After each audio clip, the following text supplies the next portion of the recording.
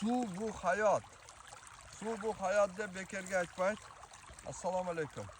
Biz bugun mana gilos bog'imizda sug'organi keldik. Suv kelib qoldi edi, suv qo'ygani keldik.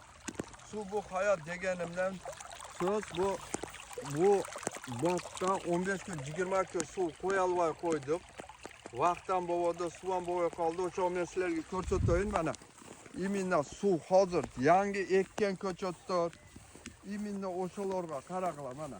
Ko'chatlar o'sib, suv yo'qligida mana. Suv yo'qligidan qurg'agan, yerlar qurg'ab ketgan mana.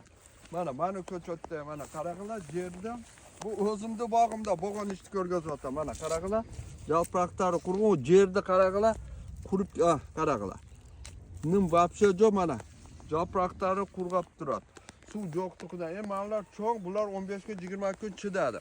O'shaga hurmatli jamoat, kichina menda 5 sotiq 10 sotiqqa ekkanda bo'lsa-da, suv masalasi qiyin bo'lsa, chelakda bo'lsa ham quyib qo'yinglar. Hozir kun o'ta issiq, chelakda bo'lsa ham quyib, olma saqlab qolgani harakat qilinglar. Endi bular cho'ng bog', bu qurganda o'rniga ekkanlarimiz ko'rlaring mana, so'li suv ber deb turadi.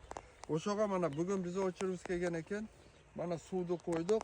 Suv qo'yishdan erinbegilar, kechasimi kunduzimi suv bo'lsa-la qo'yib qo'yg'lar.